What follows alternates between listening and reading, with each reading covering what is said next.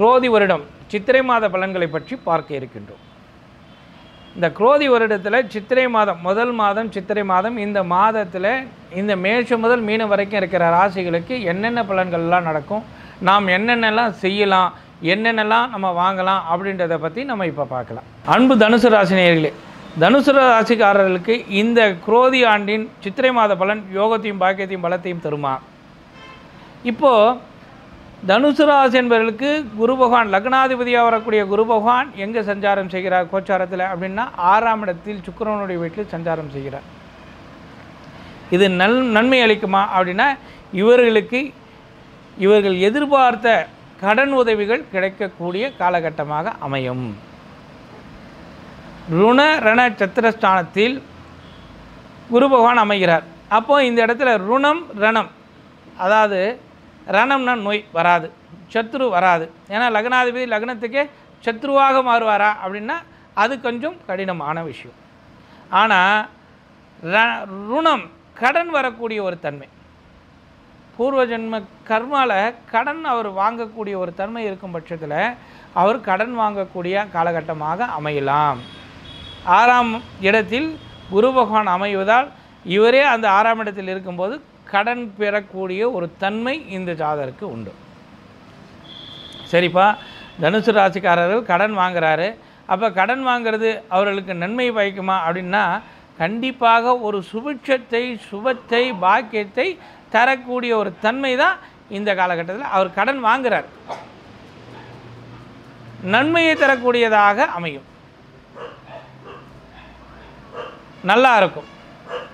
அதாவது அது எப்படி வாங்கலாம் அப்படின்னா குரு பகவான் 6ஆம் இடத்தில் இருக்கிறார், லக்னத்துக்கு 2ஆம் அதிபதியாக வரக்கூடிய தைரியஸ்தானத்தில் இருக்கார், லக்னத்துக்கு 5ஆம் அதிபதியாக வரக்கூடிய சனி பகவான் செவ்வாய் சேர்க்கையில் 12ஆம் அதிபதி விரயஸ்தானாதிபதி 5ஆம் அதிபதி சனி பகவான் செவ்வாயில் இருப்பார். லக்னத்துக்கு 10ஆம் அதிபதி உச்சி சிந்தனை ஸ்தானமும் தொழிற்சானமும் இருக்கக்கூடியவர் நீசமாக இருக்கிறார். நீசமாக இருந்தால் சுகஸ்தானத்தில் நீசமாக இருக்கிறார். அப்போ இருந்தாலும் குருவும் சுக்கிரனும் பரிவர்த்தனை, குரு மாறுறாரு, குரு மாறின உடனே அந்த இடத்துல சுக்கிரன் ஆட்சியோட குரு பகவான் ஆட்சியோட குருவும் சுக்கிரனும் அங்கே பரிவர்த்தனையில் இருப்பாங்க. அப்போ இந்த மாதத்தில் ஒரு பரிவர்த்தனை மாறும்போதே ஒரு சின்ன பரிவர்த்தனை இருக்கும். அப்போ இந்த மாதத்தில் குரு பகவான் ஆட்சியாடுவார். அப்போ இந்த மாதத்தில் உங்களுக்கு யோக பலனை தரக்கூடியவராக இருப்பார். இப்போ அதுக்கு அடுத்த மாதம் அப்போ மறுபடியும் பரிவர்த்தனை யோகத்தில் இது கோச்சார கிரகத்தில் ஜனன ஜாதகத்தில் பிறக்கக்கூடியவர்களுக்கு இது அற்புதமான ஒரு பலன். இப்போ கோச்சாரத்தில் இந்த மாதம் உங்களுக்கு ஒரு பலன், இது நிரந்தரமாக இருக்குமா அப்படின்னா அப்படி இல்லை. இந்த கோச்சார கிரகத்தில் இந்த இந்த காலகட்டத்தில், அதாவது இந்த மாதத்தில் பிறகுறவங்களுக்குலாம் ஒரு விசேஷமான குருவும் சுக்கிரனும் பரிவர்த்தனை யோகத்தில் இருப்பாங்க.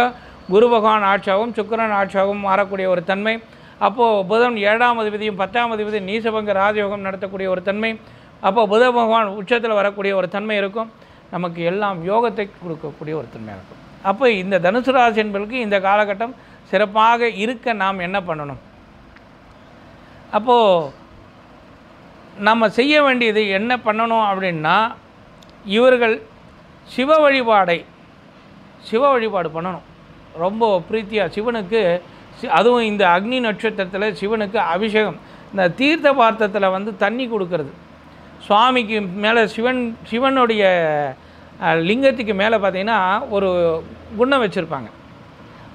அந்த குண்டத்தில் பார்த்திங்கன்னா நமக்கு தண்ணி சொட்டு சொட்டாக சிவன் மேலே விழுந்துகிட்டே இருக்கிற மாதிரி ஒரு அமைப்பு இருக்கும்.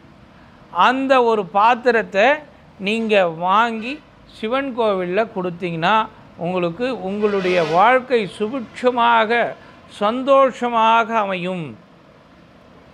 இது ஏன் நான் கொடுக்கணும் அப்படின்னா, சிவன் எவ்வளோக்கு எவ்வளோ குளிர்கிறாரோ அவ்வளோக்கு எவ்வளோ உங்களுக்கு ஒரு பாக்கியத்தை கொடுக்கக்கூடியதாக இருக்கும். அப்போ இந்த காலகட்டத்தில் சித்திரை மாதம் இதை நீங்கள் பண்ணிங்கன்னா ரொம்ப விசேஷமாக இருக்கும். அக்னி நட்சத்திரத்தில் தான் அதை வைப்பாங்க.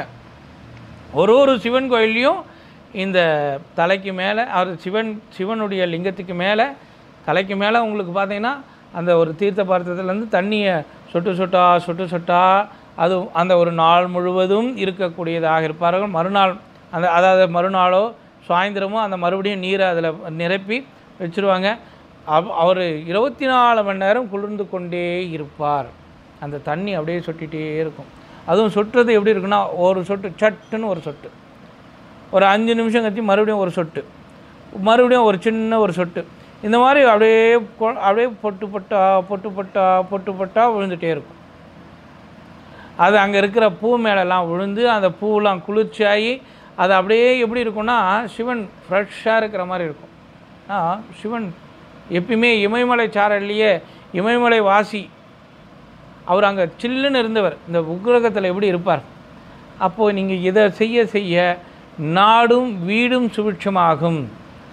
தனுசு ராசி என்பவர்கள் இந்த ஒரு விஷயத்தை அற்புதமாக உங்களுக்கு யோகம் பாக்கியம் பலம் எல்லாருக்கும் இந்த பரிகாரம், ஒவ்வொருத்தருக்கும் ஒவ்வொரு பரிகாரம் வருது. அப்போ இந்த தனுசு ராசி என்பவர்களுக்கு இந்த பரிகாரம் அப்படின்னும் போது நீங்கள் இந்த விஷயத்தை மேற்கொள்ளுங்க. உங்களுக்கு யோகமும் பாக்கியும் பலமும் இல்லம் தேடி வரக்கூடியதாகவும், நினைத்ததை நினைத்த மாதத்தில் நடத்தக்கூடிய ஒரு அற்புதத்தை தரக்கூடியதாகவும், இந்த நேரத்தில் நிறைய வீடு மனை வாகன வசதி வாய்ப்புகள் பெறக்கூடிய ஒரு தன்மையை கொடுக்கும். இந்த ஒரு பரிகாரம் உங்கள் அனைவரையும், உங்கள் வீட்டு அனைவரையும் சுபிட்சமாகவும் சந்தோஷமாகவும் வாழக்கூடிய ஒரு தன்மையை கொடுக்கக்கூடியதாக இருக்கும்.